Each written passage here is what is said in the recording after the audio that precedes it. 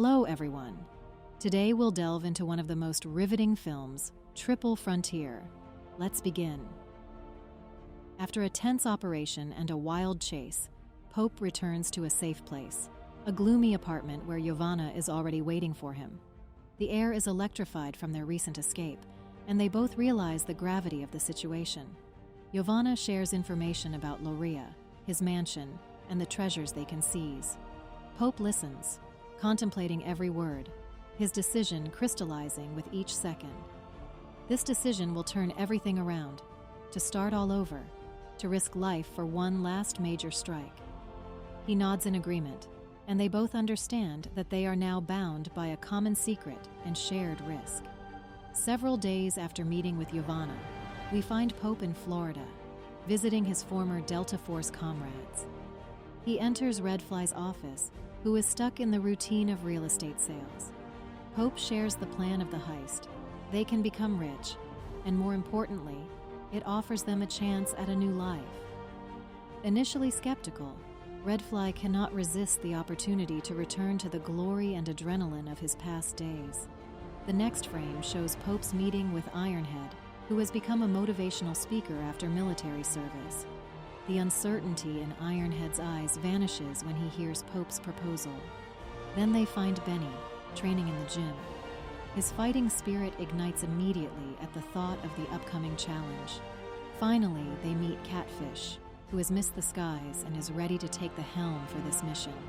Each of them, tired of their current lives, seeks redemption and a chance for a new beginning in this adventure. Afterward, the team gathers together to discuss the details of their bold plan. Everything begins with careful reconnaissance. The team uses binoculars and drones to study the layout of the guards and the best approaches to Lorea's mansion. Each team member checks their equipment and weapons, ensuring everything is ready for the decisive leap. Under the cover, the team approaches the mansion of the drug lord Lorea. Dressed in black, ready for action, every step and breath are coordinated. Pope gives the signal, and they begin the operation. Inside the mansion, the television blares with a football match. They move quickly and silently through the corridors, using their skills and experience to neutralize the guards. Pope leads the team to the walls, where, as they suspected, the money is hidden, but the money is not there. In desperation, they begin to break everything around, after which they realize that the house itself is a safe. The walls of the mansion hide unimaginable riches, and the team discovers that the money is hidden in the most unexpected places, behind false panels and in suspended ceilings. They begin to pull out stacks of money, becoming more and more greedy with each passing minute. As they uncover one secret stash after another, untold wealth is revealed before them. Plans change when they decide to take more money than planned. This decision jeopardizes the entire operation, but greed takes over.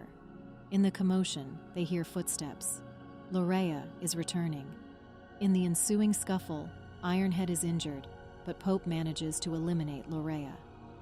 The scene ends as they, satisfied but tense, prepare to flee, taking with them not only the money, but also the heavy burden of the consequences of their actions.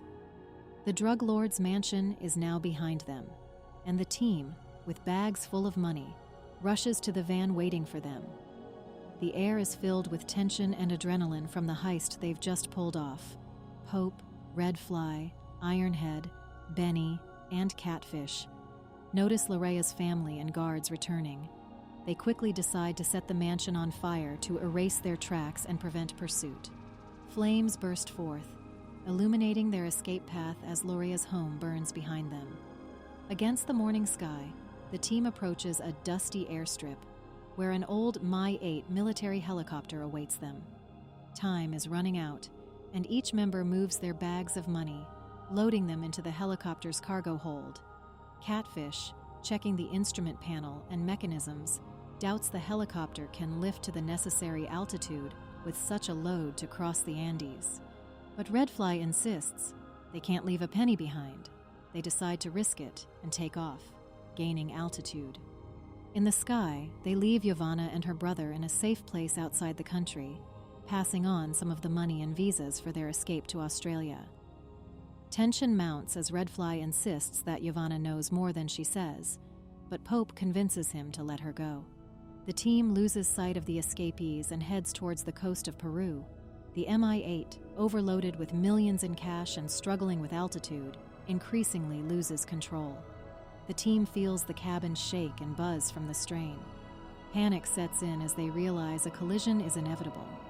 Catfish makes a final attempt to stabilize the flight, but the ground approaches too quickly. With an impact that echoes through every joint, the helicopter crashes onto the coca fields. The team emerges from the wreckage, dazed and in mild shock, but alive. They encounter hostility from local farmers who mistake them for narcotics control agents. In desperation to protect the team, Red Flea opens fire, killing several farmers. Popey, seeking to resolve the conflict, offers to compensate the village elder, while the rest of the team organizes the money's transport over the mountains on mules. The team, breathing heavily, continues their way through the Andes, leading the mules along narrow mountain paths. The breathtaking landscapes surround them, but their faces reflect only the tension and exhaustion from the burden they carry. Suddenly, shots ring out. Two local villagers seeking revenge for their slain relatives attack the team.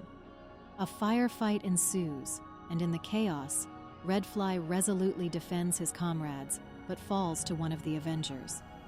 Pope returns fire, neutralizing the threat, but the victory comes too late for Redfly. The team has lost one of their own, and the impact hits each of them hard. They gather around the body of their fallen friend, their gazes filled with pain and guilt. They make the difficult decision to continue on with Redfly's body, to give him a proper farewell. However, they dump the bulk of the money into a ravine. The team reaches the base of the mountains and approaches a small town where their presence instantly attracts attention.